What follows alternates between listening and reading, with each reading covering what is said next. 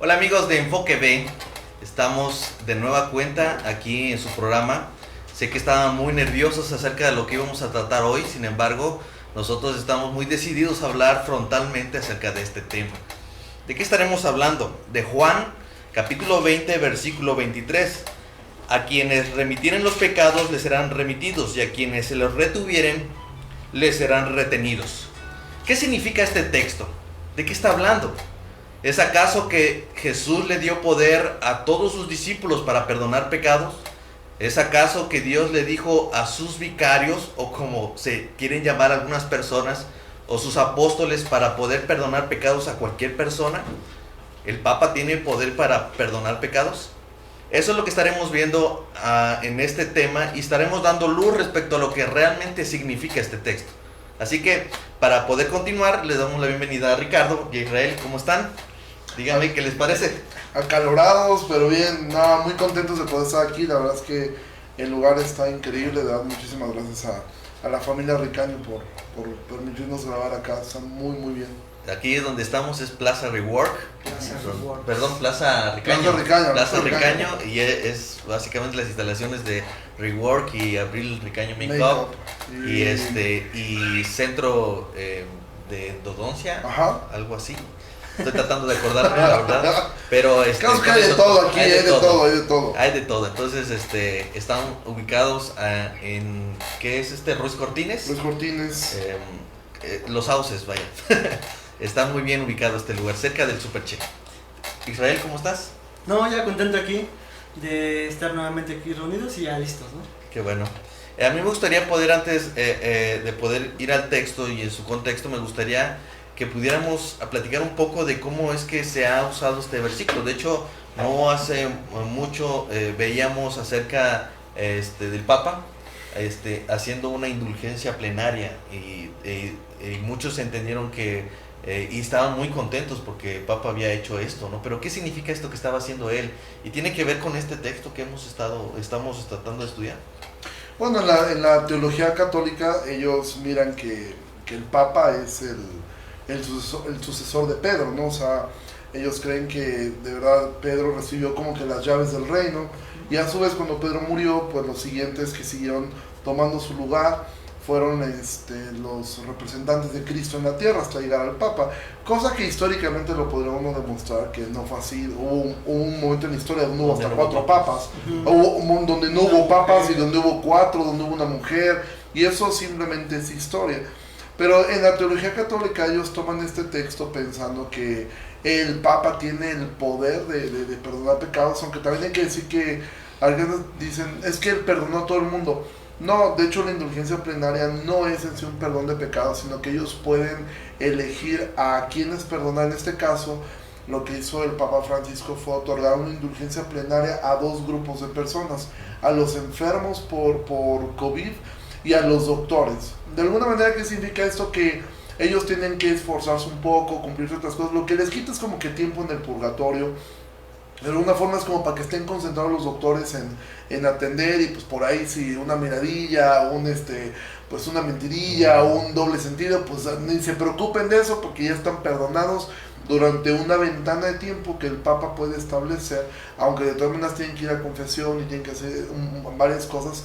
Pero la indulgencia plenaria es como un paréntesis, ¿no? Donde el católico puede comportarse de cierta forma y está sabiendo que es perdonado, ¿no?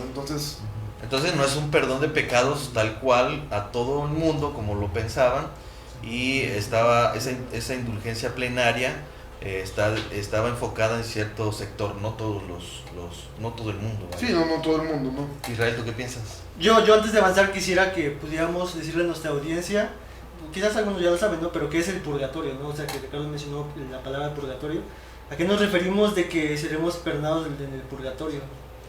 O sea, que ahí estaremos. Bueno, ellos creen que el purgatorio es como la antesala al cielo, ¿no? Entonces, el hombre tiene que cumplir ciertas cosas. Si no le alcanzaron sus obras, tengo que ser honesto, no conozco a profundidad la teología católica en ese sentido, pero según yo recuerdo en mis clases de catecismo, cuando yo hice el catecismo, es un lugar donde pues es como un preámbulo para entrar al cielo. ¿Cómo sale esa persona de ahí? Bueno, a través de rezos, a través de mandas, de ofrendas. Martín Lutero, de hecho, cuando fue a Roma, él estaba muy contento porque él decía que él iba para sacar las almas de sus padres del purgatorio, ¿no?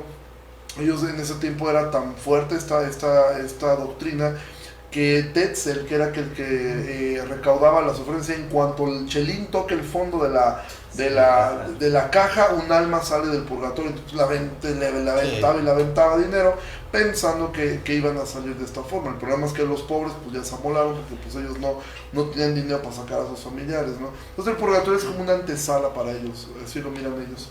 Okay. A mí me gustaría comentar, bueno, yo no conocía de este tema hasta que lo planteamos, ¿no? Porque no sabía qué es lo que hacía el Papa, ¿no? Lo que se llama el Papa. Pero normalmente lo que yo investigué en internet es de que esta indulgencia plenaria la hacían 2 veces al año, una en el día de la Pascua y otro en el Angelus. Ajá, y en Navidad, ¿no? Entonces, como que no es, para mí era nuevo, pero en realidad siempre lo ha hecho el Papa, ¿no? Y yo quisiera leer algo que en la doctrina católica se cree, o al menos cada creyente católico debería de creer, y precisamente toca este tema. Mire, en el Catecismo de la Iglesia Católica, en el punto 1461 dice: puesto que Cristo confió a sus apóstoles el ministerio de la reconciliación, y usan el texto Juan 20:23, los obispos, sus sucesores y los presbíteros, colaboradores de los obispos, continúan ejerciendo ese ministerio de la reconciliación. En efecto, los obispos y los presbíteros, en virtud del sacramento del orden, tienen el poder de perdonar todos los pecados en el nombre del Padre, del Hijo y del Espíritu Santo. Y esto es lo que cree la Iglesia Católica, usando ese texto para apoyar la idea de que algún ser humano puede tener la capacidad de perdonar alguna clase de pecado a la proporción, en cierta forma, como Dios. Entonces creo que eso es lo que hizo en cierta forma el Papa de la Iglesia Católica, pero hizo una indulgencia para que pudieran salir más prontamente de no pagaran tanta deuda en el purgatorio, y eso es lo que vemos en internet, en la historia de ellos. A mí me llama la atención que el texto claramente dice, me gusta la versión de las Américas. Él dice en el versículo 23: a quienes perdonen los pecados, estos les serán perdonados; a quienes le retengan los pecados, estos les serán retenidos. Entonces uno piensa inmediatamente que está muy claro el texto, o sea, pareciera que le está dando un poder y una autoridad a sus discípulos o a sus apóstoles para hacer esto. Si ellos les perdonan a alguien en este mundo esos pecados, también serán perdonados en el cielo, supongo. Y a quienes retengan los pecados también les serán retenidos. Pero ¿es que acaso Jesús estaba dando ese poder o esa autoridad a sus discípulos para perdonar pecados? Porque el texto parece decirlo muy claro, pero quizás es la hora de entrar al contexto, y quizás, como hemos estado viendo acerca de la hermenéutica, mirar si en toda la Biblia esto se puede sostener, ¿no? Ok, yo lo primero que comentaría sobre en este tiempo sería, si estamos hablando de perdón, la Biblia al menos menciona 2 clases de perdones, ¿no? En un sentido sí nosotros podemos perdonar, pero en otro sentido no podemos perdonar. Por ejemplo, en la oración del Padre Nuestro se nos dice que nosotros debemos de perdonar a los que nos ofenden. Entonces nosotros estamos llamados como cristianos a poder perdonar en virtud del Evangelio.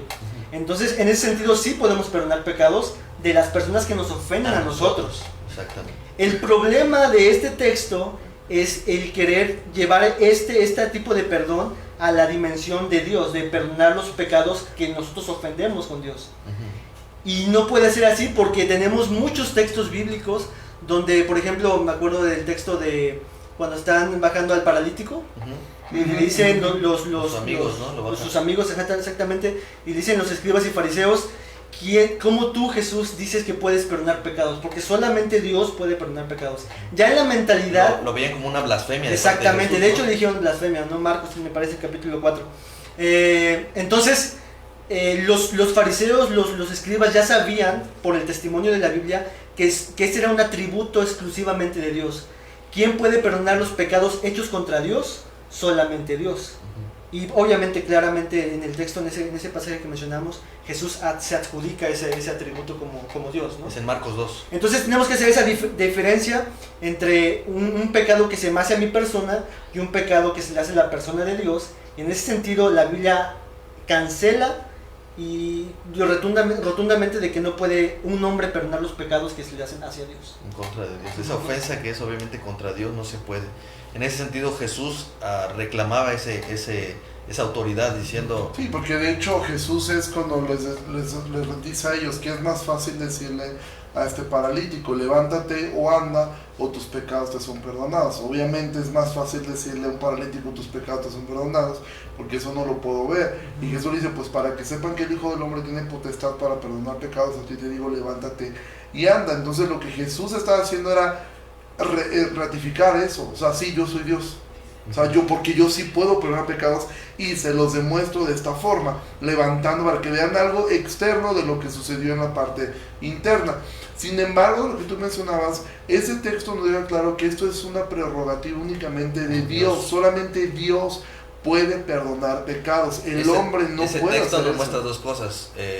Jesús es Dios y Dios es el único. Y afirma eso, o sea, que los fariseos tenían razón. Y Jesús lo que dice, sí, tienen razón. Entiendan entonces que si solamente Dios puede perdonar pecados y yo lo estoy perdonando y les estoy demostrando con el milagro de que lo puedo hacer, estoy comprobándolo, entonces entiendan que yo soy Dios. Pero bueno, la dureza de Dios no lo permitió. Pero bueno, respondiendo a tu pregunta, ahora Jesús cuando dice esto, tú mencionabas algo hace un momento, esta es la descripción de las palabras de Jesús después de haber resucitado. Cada evangelista nos narra algún aspecto distinto. Y lo que Jesús estaba diciendo, y esto es la manera como la iglesia lo ha visto este texto, es que Jesús les estaba dando a ellos, si tú ves antes, les estaba hablando de recibir el Espíritu Santo, y él lo que les está diciendo a ellos es que ahora la iglesia en su conjunto va a poder tener, al momento de predicar el Evangelio, al momento de hablar el Evangelio, el creyente, la iglesia, va a poder mirar o va a poder corroborar la conversión de una persona, o también en un proceso de disciplina puede determinar, como Pablo lo hizo a ese perverso en Corintios 5, a ese perverso sepárenlo de medio de ustedes, ¿no?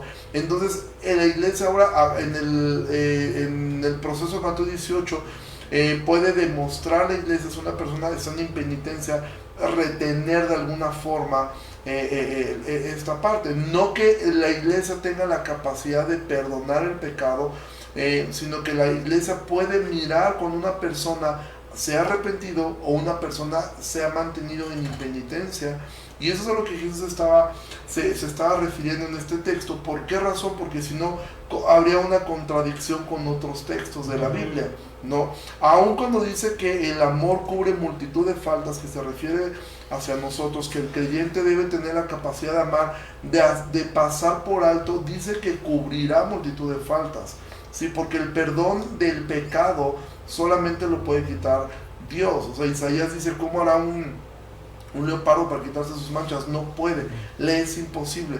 De hecho, algo que es importante poderlo hablar también con nuestros amigos que nos ven es, hay un concepto erróneo a veces de que perdónate a ti mismo. Tú no tienes ni esa capacidad de perdonarte a ti mismo. O sea, tú no te puedes perdonar a ti mismo porque la ofensa fue hacia Dios, ¿sí? Tú debes descansar en el perdón de Dios, en descansar que Él ya te ha perdonado, y si tu conciencia te sigue acusando, el diablo, tu mente, entender, Dios ya me perdonó, ¿sí? Y en eso descanso, no es que yo me perdone, yo no me puedo perdonar ni a mí mismo. Pero quisiera hacer una acotación, porque acabas de mencionar algo muy importante. De cierta forma, la confianza está en entender que el perdón viene de Dios. Sin embargo, hay personas que miran esto como una oportunidad para vivir de manera libertina. O sea, miran la gracia como una forma de permiso para poder vivir en ese libertinaje, en esa liberalidad. Porque dicen, bueno, yo cometí tal pecado, sí, lo reconozco y ya Dios ya me perdonó. Por tanto, puedo seguir haciendo otras cosas y volver a pecar, y yo sé que Dios me va a perdonar. Hay un exceso de confianza respecto a lo que Dios en la Biblia no dice que te va a perdonar una y otra vez tu pecado continuo. Dice la Escritura en Juan, en las cartas de Juan, que aquellos que practican el pecado no son hijos de Dios. Así es. Entonces, ¿cómo debemos entendernos nosotros el perdón del pecado? O sea, deberíamos de mirarlo en razón a también nuestra conducta.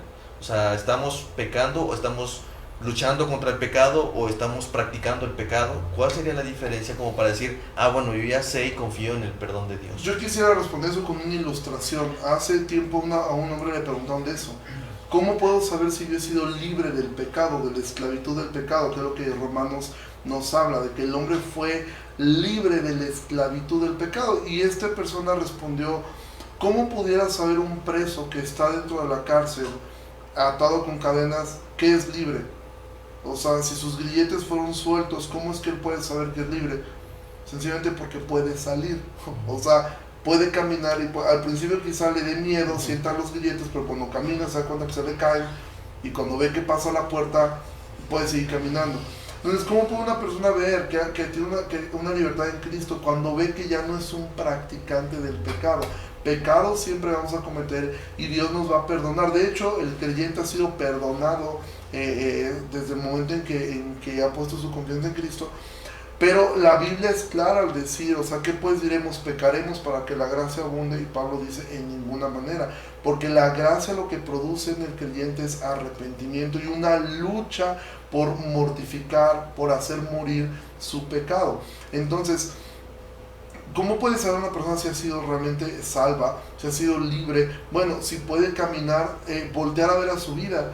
Desde que ha sido creyente, poder ver el testimonio del Espíritu. ¿Cuál es el testimonio del Espíritu? Poder ver cómo es que él ha avanzado, decir, bueno, hace tantos años yo luchaba de manera muy fuerte contra tal cosa y ahora veo que he avanzado, ahora lucho con otras cosas, porque el creyente todo el tiempo está luchando contra su carne, pero he ido avanzando. Pero si volteas a ver tu vida 20 años y sigues teniendo los mismos problemas, los mismos pecados, peor si son ocultos, y en 20 años una persona ha visto pornografía 20 años, nunca lo ha confesado, nadie lo sabe porque pues nadie lo ve, bueno, esa persona no es salva, esa persona sigue atada y es un practicante del pecado. Una persona que se está luchando, yo conozco gente que lucha, es un área difícil de vencer, y lucha y cae, pero cada que cae te hablan, y no es que te desesperes, o sea, porque Jesús dijo, hasta 70 veces 7 perdonarás a otro hermano, entonces imagina cuánto más Dios, ¿no? Pero el punto es esa lucha constante. Sin embargo, aún ahí llega un punto donde tú puedes decir, ok, hay que revisar quizá más profundo.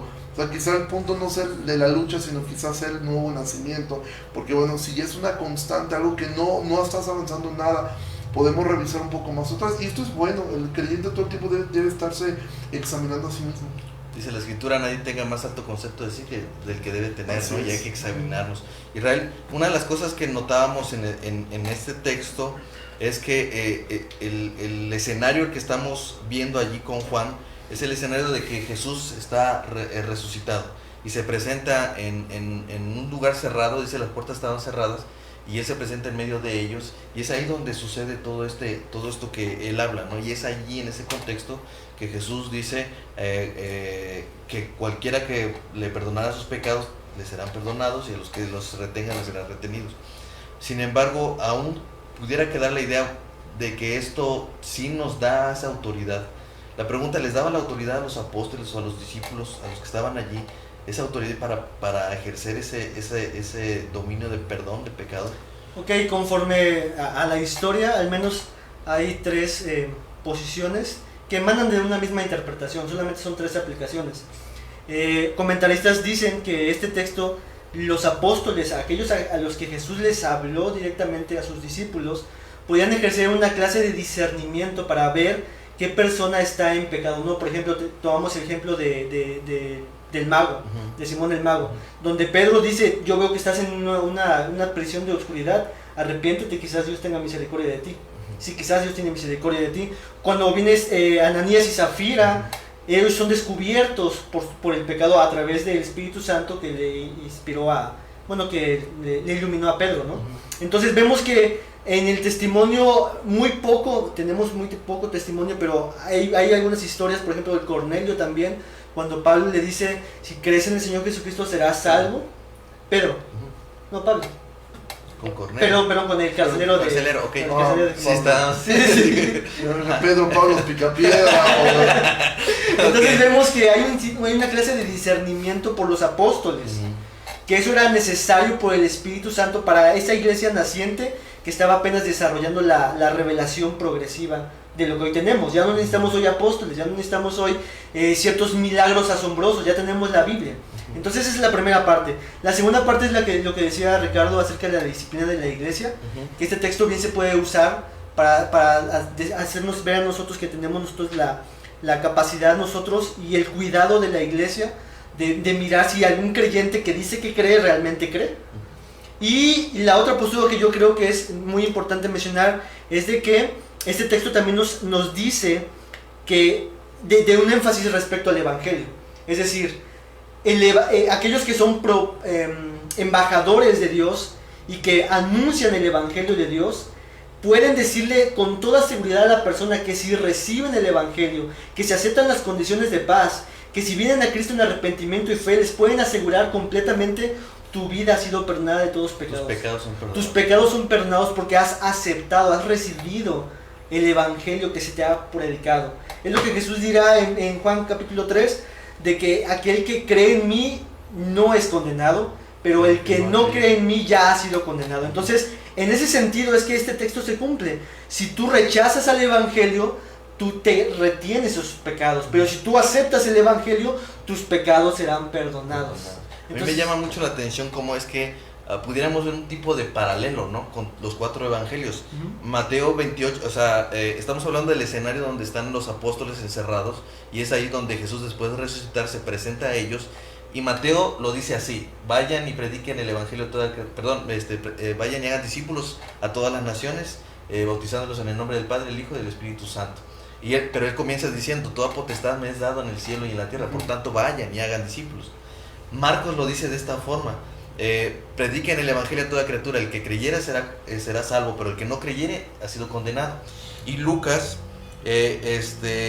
menciona que se predicase en su nombre, que si se predicara en su nombre para arrepentimiento y perdón de los pecados. Y Juan dice: los pecados que les perdonaran les serán perdonados, y los pecados que retuvieran serán retenidos. ¿Qué paralelo podría mirarse a través de esto cuando Lucas menciona un texto parece muy diferente a lo que mira Juan, y a lo que mira Marcos, y a lo que mira Lucas? Pero al final está hablando de lo mismo, ¿no? Yo creo, por ejemplo, en Juan, el que estamos leyendo en el versículo 21 del capítulo 20, es precisamente ese enlace, ¿no? Entonces Jesús le dijo otra vez: paz a vosotros, como me envió el Padre, así también yo os envío. Y es esa unión con Mateo capítulo 28, con Marcos capítulo 16, con Lucas capítulo 24. ¿Y a qué se está refiriendo Jesús con que así como el Padre me envió a mí, así los envío? ¿A qué lo envió el Padre a Jesús? A ser su evangelista, su apóstol, aquel que llevara el mensaje de las buenas nuevas. Y ese es lo que está diciendo Jesús. Si ustedes, el efecto de este mensaje a los oyentes va a ser que o se quitan sus pecados o se retienen sus pecados. Lo que diría Pablo: para algunos es olor de vida y para otros es olor de muerte. Entonces, como tú decías, eso es como que vamos armonizando cómo es que la Biblia nos dice este texto respecto a este texto acerca del evangelio, ¿no? Del mensaje del evangelio. ¿Tú qué piensas?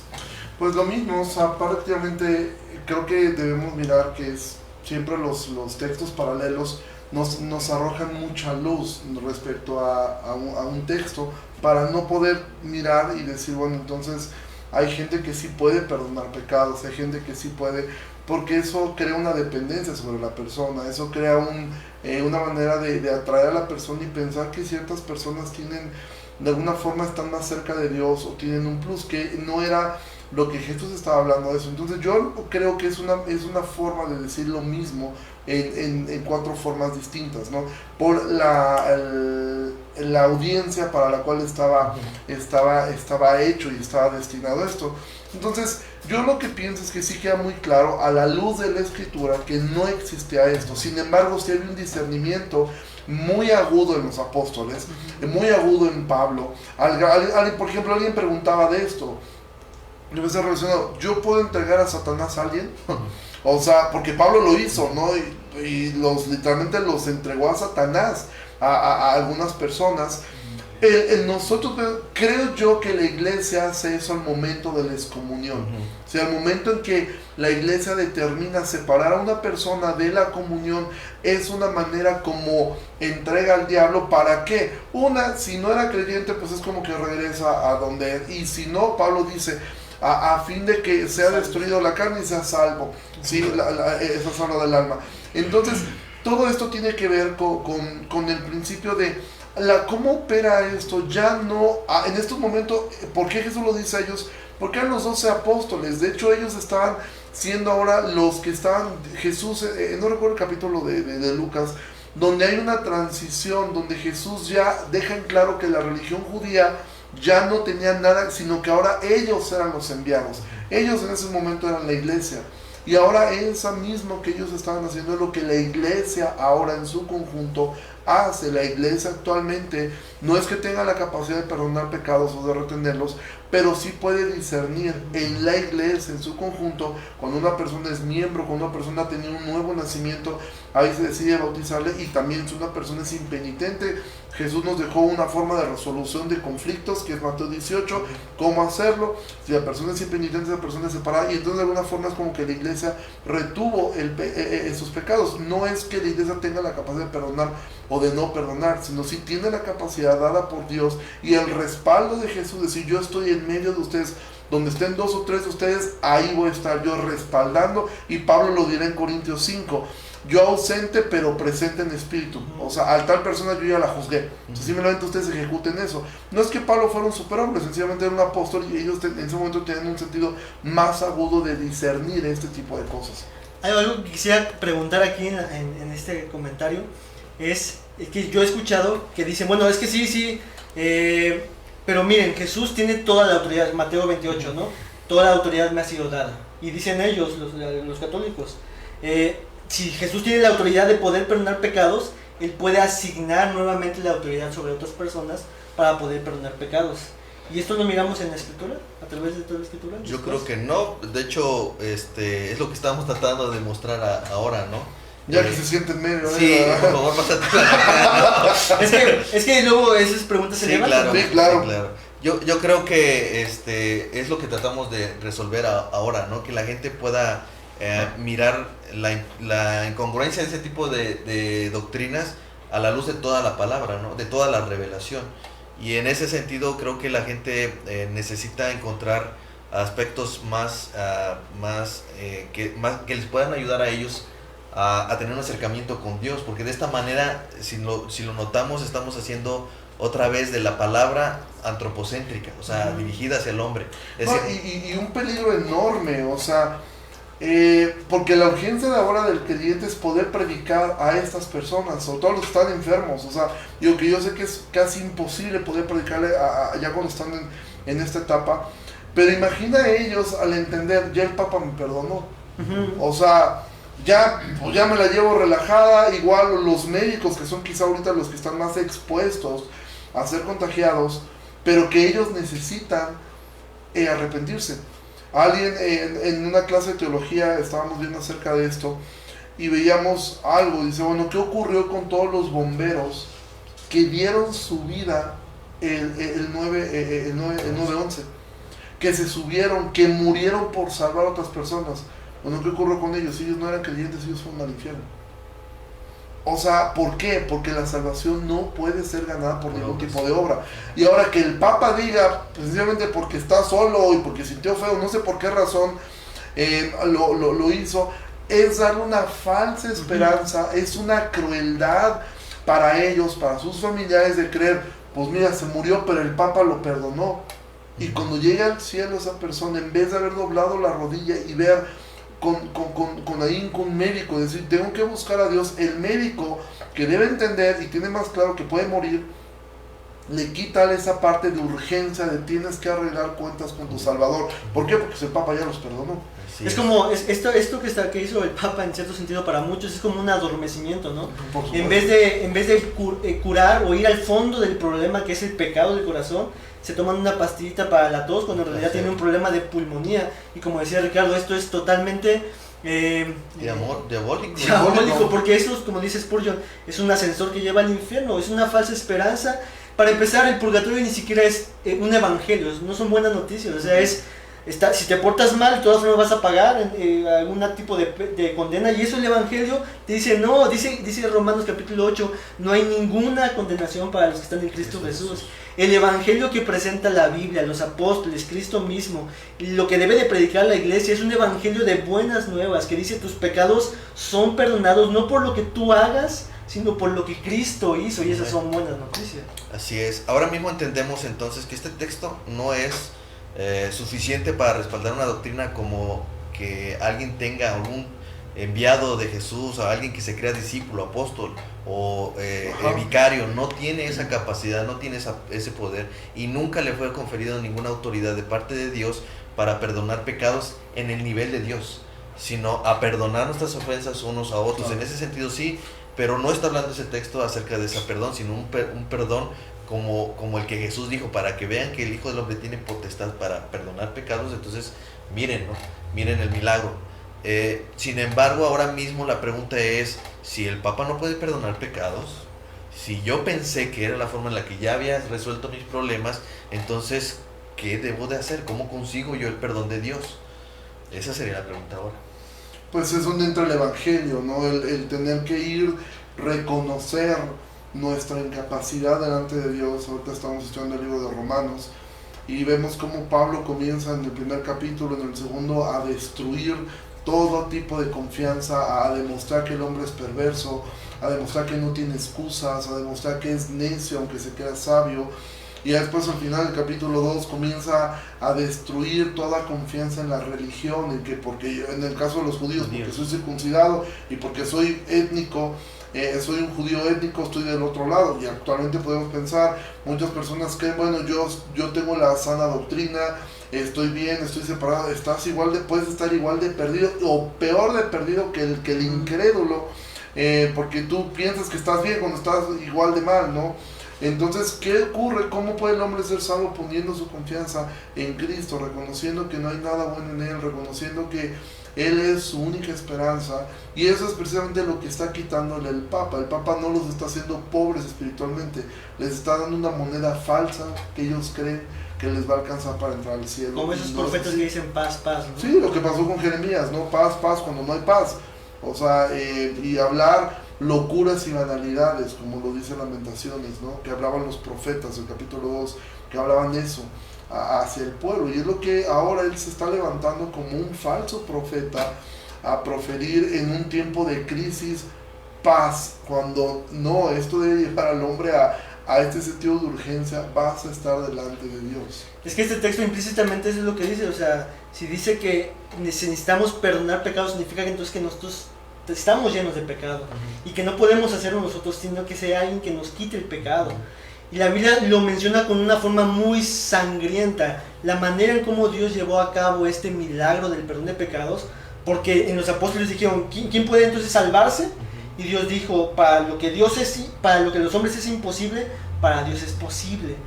La forma en cómo Dios trazó su plan para poder salvar al pecador fue a través de enviar a un rescatador, a Jesucristo, a través de su propio cuerpo, a través de su propia sangre. Efesios 1:7 dice que somos redimidos, la redención por su sangre, el perdón de pecados según las riquezas de su gracia. Es decir, sangre tenía que derramarse en nuestro lugar a beneficio de nosotros para que nosotros pudiéramos ser perdonados. Y como decía Ricardo, lo único que tiene que hacer entonces ese pecador que está miserable, que está menesteroso, que está pobre, es solamente levantar su mano diciendo, no tengo nada, Dios, sálvame que perezco. Y es correr a Cristo Jesús. Eso es lo que tiene que hacer cualquier persona.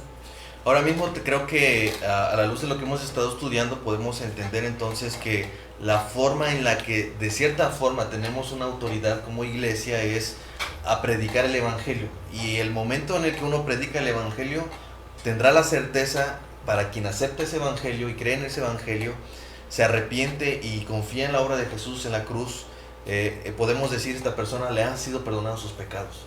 Pero si esta persona se le ha predicado el Evangelio y no cree, lo rechaza, sino que él es incrédulo ante este mensaje de salvación, entonces sus pecados le son retenidos. Y ahí la importancia de la responsabilidad, ¿no?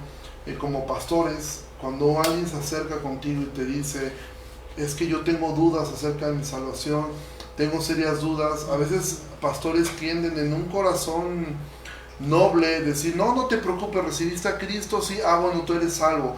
O decir, mira, tú descansa. No, puede ser que tú estés yendo contra lo que el Espíritu Santo está tratando de redarguir en el corazón, y nosotros damos respuestas fáciles y cortas, también para evitarnos el tener que hablar más tiempo con esa persona. Papa, y exactamente, nos volvemos de pequeños papas que les damos una indulgencia, es decir, tú estás bien, cuando quizá el Espíritu Santo lo está convenciendo de pecado, de justicia y de juicio, y nosotros decimos, no te preocupes, mira, todo el mundo hace eso, ya dale para adelante, y no, hay que confrontar a esa persona, y evidentemente después, cuando uno puede mirar un fruto de arrepentimiento, poder darle la certeza, mira, Dios ya te perdonó, o sea, descansa en eso, pero después de haber confrontado esa parte en el corazón, porque si no nos volvemos pequeños papas, perdonando, otorgando perdón, y el que nos cae gordo decimos, este no es ni cristiano. Ahorita que decías todo eso me acordé de una persona a quien Dios le dejó con sus pecados, Judas, ¿no?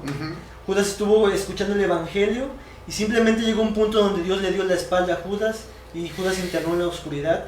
Y así puede haber muchas personas que nos escuchan hoy, que posiblemente esta sea su última oportunidad para escuchar el evangelio antes de que su corazón se endurezca y se lleve a la perdición. Entonces, como dice Hebreos, si hoy escuchas su voz, ven. Dijiste algo muy importante, sin embargo, quisiera también darle al otro lado, ¿no? Hay mucha gente que esta es su última oportunidad.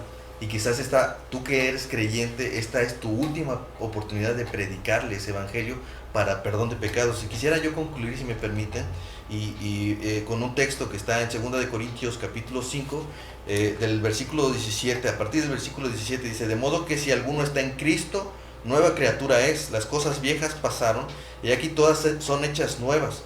Y todo esto proviene de Dios, quien nos reconcilió consigo mismo por Cristo y nos dio el ministerio de la reconciliación, que Dios estaba en Cristo reconciliando consigo al mundo, no tomándoles en cuenta a los hombres sus pecados, y nos encargó a nosotros la palabra de la reconciliación, así que somos embajadores en el nombre de Cristo, como si Dios rogare por medio de nosotros. Les rogamos en el nombre de Cristo, reconcíliense con Dios. Entonces, es un llamado para ti que no sabes cómo está tu condición ahora, si tus pecados han sido perdonados o no. En Cristo hay una esperanza, y si tú estás en Cristo, nueva criatura eres. Entonces, no solamente tú que tienes dudas al respecto, sino también tú que sí estás convencido de que tus pecados han sido perdonados, ve y atiende a este misterio de la reconciliación que Dios nos ha dado, porque venimos de parte de Dios diciéndole a la gente, reconcíliate con Dios. Así que ese es el llamado. No sé si quieran concluir con algún... Yo considero lo mismo, es un llamado, arrepentámonos. La Biblia es clara, dice: maldito el hombre que confía en el hombre. Confiemos en Dios. Dice: a Dios verás y todo hombre mentiroso. Amén. Este fue su programa Enfoque. Les damos muchas gracias por haber estado con nosotros y haber compartido este tiempo de estudio mutuo. Les estaremos esperando, si Dios lo permite, en una próxima sesión. Sin embargo, no queremos dejar de invitarlos a que compartan este video y nos dejen sus comentarios. Nos encanta poder escribir. Queremos decir gracias por aquellos que nos han escrito, perdón. ¿Qué pasó, ingeniero? Todo se puede equivocar. Todos se pueden equivocar. Perdón. Equivocar. ¿Qué pasó, ingeniero? Ya es la hora. Córtale, me está diciendo córtale. No, que decirle gracias a aquellos que nos han escrito y nos han hecho la petición. Mucho de lo que hemos tocado no ha sido por nuestra propia idea, sino que hay hermanas que nos han escrito y nos han dicho, ¿por qué no tocan ese texto? Este es un texto que tocamos a petición de un hermano, al cual saludamos, Alexis. Gracias por escribirnos, y también a todos los que están atentos de este programa, y nos estaremos viendo en una próxima sesión, si Dios lo permite. Esto fue Enfoque B.